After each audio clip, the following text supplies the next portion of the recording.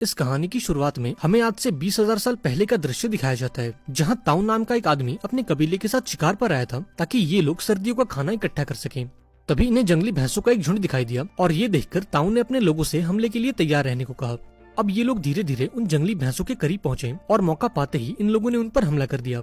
अब यहाँ तक तो सब कुछ ठीक था, पर तभी अचानक से उनमें से एक भैंसा ताऊ के बेटे केड़ा के पीछे पड़ गया। अब चूंकि केड़ा पहली बार शिकार पर आया था, इसलिए वो इस जंगली भैंसे से डरकर भागने लगा, पर तभी इस भैंसे ने उसे हवा में उछाल दिया और उसे बहुत ही बुरी तरह से जख्मी कर दिया। इसके बाद उसने केड़ा को अपनी सींग में फंसा लिया और उसे लेकर खाई की तरफ बढ़ने लगा।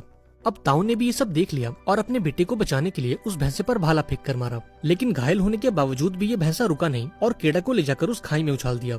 अब यहाँ ये कहानी फ्लैशबैक में जाती है और हमें एक हफ्ते पहले का दृश्य दिखाया जाता है, जब कबीले के लोग शिकार पर जाने की तैयारी कर रहे थे और अपने लिए अलग अलग किस्म के हथियार बना रहे थे। अब उस रात केड़ा की माँ ने केड़ा के पिता से कहा कि आप मेरे बेटे को शिकार पर लेकर मत जाइए, क्योंकि अभी वो इसके लिए तैयार नहीं है और मैं उसे इतनी छोटी उम्र में खोना नहीं चाहती।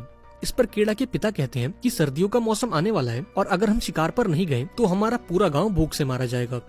अब अगली सुबह ताऊ कबीले के लोगों को लेकर शिकार पर निकल गया और काफी देर तक चलने के बाद ये सभी पत्थर से बने एक स्मारक तक पहुंचे, जिन्हें इनके पूर्वजों की याद में बनाया गया था। इस कबीले का एक रिवाज है जिसके अनुसार अगर कोई शिकार के दौरान मारा जाता है तो कबीले के लोग उसकी याद में एक पत्थर का स्मारक बनाते हैं। यहाँ ताऊ और उसके साथी आगे बढ़ ही रहे थे कि तभी इनकी मुलाकात एक दूसरे कबीले से होती है। अब इस कबीले के लोग भी